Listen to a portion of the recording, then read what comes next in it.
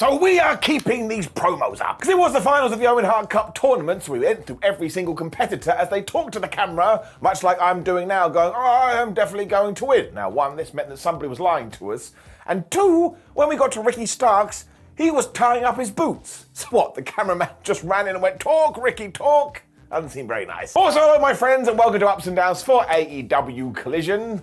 That's it. There's your intro. Don't know what else you want me to say. My name's Simon Miller. I'm an idiot. I'm a moron. And sometimes I cry into my bed at night. That's not true. I don't know why I said it. Let's up those downs. I am going to be an absolute a-hole to begin this, though, because I'm taking over the show. Because there were so many signs in Calgary, I couldn't quite believe it. We had Simon Give Me an Up. We had Justice for Barry Barricade, because nobody cares about Bazza. And we even had 2 + 2 = potato. Do you know how much this blows my mind? A lot. It's also a very weird show. Where did 2 + 2 = potato even come from? But again, thank you from the bottom of my Tootsie Toes. Gave you a bow for some reason.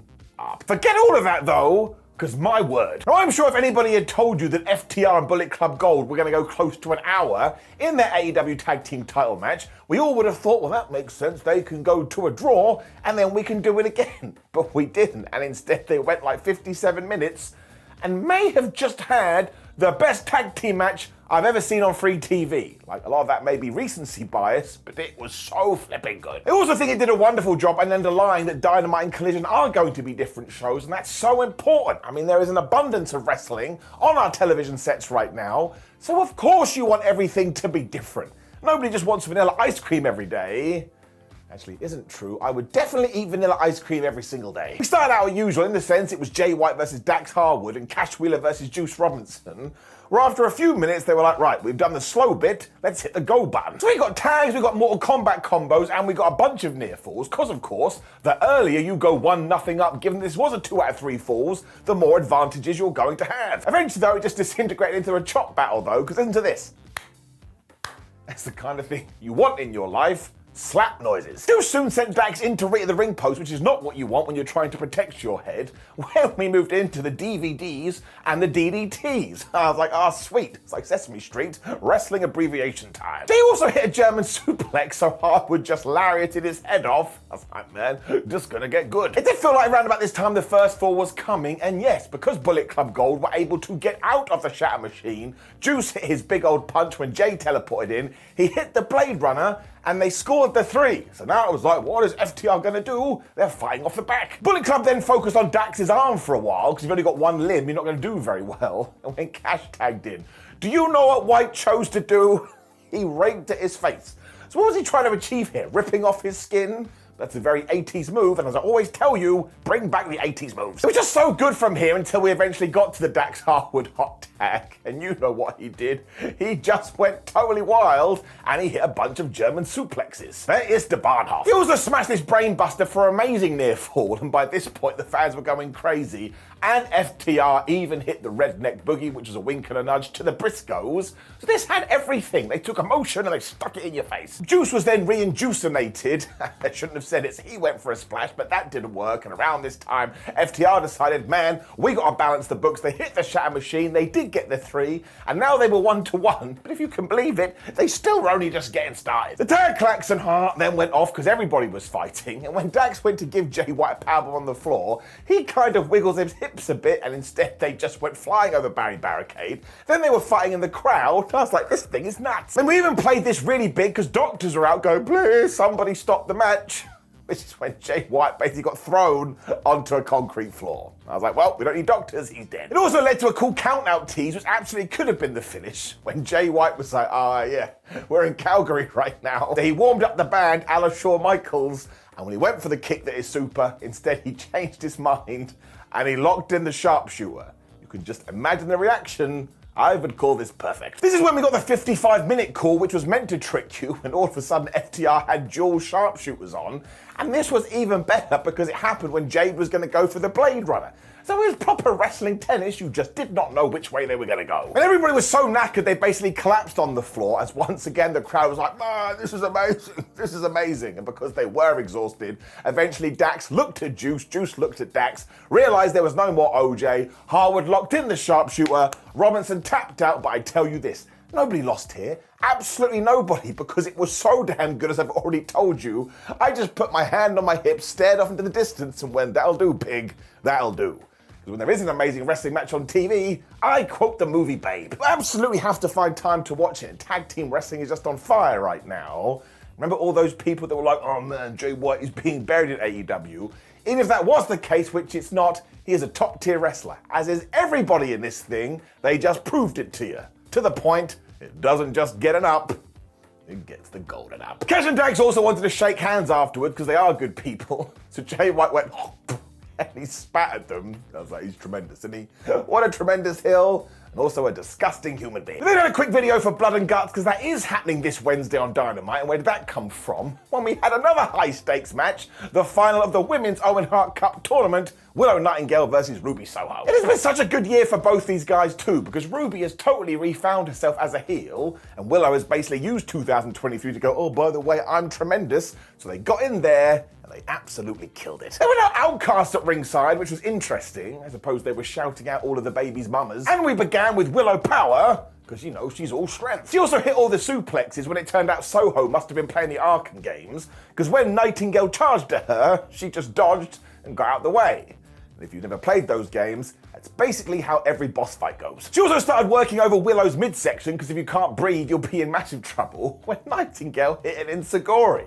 Once again, I was like, man, they had such a tall task to follow that opener, but they're doing a real good job. So I was soon going for the most devastating move in all of sports entertainment, the surprise roll-up, but very smartly, Willow must have been working on her cradle defense. And right after that, she put Soho in the Boston Crab. This was a terrible idea, because Ruby climbed over to the corner, and she grabbed the can of spray paint. Uh-oh. Instead of using it, though, she went all Eddie Guerrero, like, well, referee. She tries to use that spray paint. But she only uses as a distraction because then she too was raking at Willow Nightingale's face. So all wrestlers need to do this now, it makes me laugh. It also allowed her to hit No Future for the 1-2-R kick out, and this is when I realised I actually don't know who's going to win wrestling's magic sauce. Ruby then decided she was going to use the spray bait can, but instead Willow pounced her. She just lobbed the thing into the crowd, which made me chuckle when she hit the Babe with a powerbomb and she got the 1-2-3. So isn't this nice? If Ruby Soho hadn't been such a bad guy, she probably would have won, but she was a bad guy. She got caught. 1-2-3. Willow Nightingale is your champion, which makes you feel warm and fuzzy in your tum-tum because she's just got so much positive energy. So I really do hope that we use this to push Willow Nightingale to the moon, and props to Ruby Soho as well, who is, just like I say, having a tremendous 2023. This is also getting it up. We then tried to sort out the QTV situation because QT Marshall and Harley Cameron went to see Powerhouse Hobbs, and they were like, look, do you think we would have screwed you over on purpose? Of course not. Now, William seemed to accept this. Hopefully he turns on them, whips their ass, we can move on. We then got an absolutely out of nowhere match because the House of Black were in action.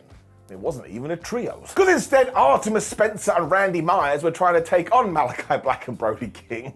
And you already know how this goes. Hobb were like, man, we can't even believe we have to look at you, so now you must die. For some reason, Andrade just ran out during this, I suppose because he wanted to get his mask back. So Malachi looked at him and went, ha ha, you loser. You can't get here because security have cut you off. When it hit the Black Mass, uno dos tres. Now, I will say we must have put that here to break up the Owen Hart Cup tournament, but also it was super duper smart because you want to keep these guys on TV. One of the best things about Collision is that we can keep these stories going. So even though this went 5 minutes, you were like, oh my gosh, Andrade hates the House of Black. And also he's in desperate need of two friends. I'll be your friend, Andrade. And I was like, nope, I don't want to get in the ring with that Brody King. He would kill me. And talking about King as well, at the end of this, he grabbed one of these schlubs and he just threw him into Barry Barricade. And he did this so quickly, even the cameraman missed it. To bring it down, justice for Barry counter 87, 13 assaults to go until we have Barry's funeral. Which did indeed bring us to our main event and the finals of the men's Owen Hart Cup tournament. I thought this was just sublime. Because not only did we tie into a story, but we also did a little bit of a wink, wink, nudge, nudge, what's coming next. And I totally assumed that CM Punk would beat Ricky Starks, but it turned out I was wrong. And also this Punk man, love him or hate him, that actually ties into my point. When he walked out here, he just gets so much noise. You can't deny it, he feels like a star. It meant this whole match had an absolute electricity to it, and at first Punk was using his experience to take over Ricky, and at one point he even did the GTS pose. Starks was mad, as you would be. Starks then did indeed dodge a charge, so he too has been playing these Batman games. As the announcers told us, whoever wins this, the trophy will be presented by none other than Jushin Liger. I was like, well, that's kind of random, but that ties in too. This is also when Punk booted Ricky right in the head, and I was like, yeah, that will probably do it. When, of course, he hit the second rope elbow drop, which was a testament to Bret Hart. Because don't forget where we were. He also did the Russian leg sweep, which is also a Hitman staple, but it's also a 1980s move. As I keep telling you, bring them all back. Ricky soon hit a DDT, but then he went for an elbow drop, and CM Punk was like, no, I'm not into that, so he got out of the way. When from nowhere, bam, he hit the Pepsi twist, 1-2 kick out, when they both collided with cross bodies. Good wrestling. It led to them smashing each other in the face, and when Punk got bored of that, he hit a pile driver and he went for the GTS. But Ricky Starks got out of that. He nailed the spear, and at the last second, CM Punk went to the outside, and Ricky was like, well, great. Now I have to come and get you. Instead, Punk landed a Hurricanrana, which is always impressive for someone that's over 40, when they moved right into the most devastating move in all of sports entertainment battle. Because somebody wanted to win with a surprise roll-up, which they did. You won't believe it. Because as soon as Ricky realized he may not be getting the better of this, he was able to reverse the pressure, and as soon as the referee got to 2, he held the ropes, which meant he cheated, but he did get the win. Oodalally. There's also footage out there as well when he did get the trophy from Jushin Liger, and he just snatched it from him and ran away. So I think we may be turning Ricky Starks heel here, or at least do something interesting with him, and that's all you need. This could really light a fire under his ass. He's also just won the Owen Hart Cup tournament, which he should sing about until the end of time, and let's not also forget, he beat CM Punk. This gets a massive round of applause. It was a mini cliffhanger in many ways, and now I want to see what's going to happen. Giving it up. And of course, because we did cut straight to Battle of the Belts 4 or 72, whatever it is after this, we should recap it too. It started off with Orange Cassidy versus Lance Archer for the international title. Now, of course, the story here is that Orange is doing way too many fights and is totally murked, but the finish was really good because both were fighting on the ring apron, and essentially the referee got to 9, so Orange Cassidy was like, all right, he hit the big punch, Lance fell to the floor, which meant he got carried out. AEW never does that. It also proved that once again, Orange Cassidy only got by because of the skin of his teeth. Getting it up. Tony Storm then beat Taya Valkyrie, and we do have to throw her down in here, because as everybody kept saying, why has Taya got a title shot for the Women's Championship even though she loses constantly? And I thought about this and I was like, yeah, it's a very good point. Also, I can't give out any more ups and downs because very sadly there was a weather problem and the television went out, so I wasn't able to see it. Now look, I'm sure it was absolutely badass because Tony Storm rocks and Taya Valkyrie rocks, but I'm like a professional wrestling referee. If I don't see it, I can't call it. Which did bring us to our main event, which was Shawn Spears taking on Luchasaurus for the TNT title. And while this one too was a little bit random, we were in Canada, Shawn Spears is Canadian, so it worked. Of course, Christian cast a distraction at the end of this so Luchasaurus could just smash Spears in the back of the head and get the 1, 2, 3.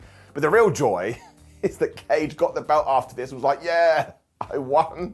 He genuinely thinks he is the TNT champ, and that's funny, especially because soon he is going to be eaten by a dinosaur.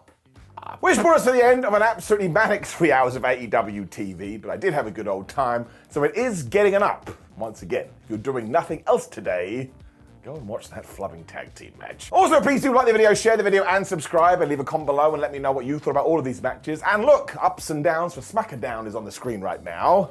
I think you should watch that too. Also, please do go to WhatCulture.com where we should keep you up to date with all the latest wrestling news, and follow us on social media at Simon316 and WhatCulture WWE. Take care of yourself, and if you are watching this on Monday, Slammiversary Ups and Downs will be live later. So I've watched like 7 hours of wrestling today. What a stupid job I have. Take care. See you soon.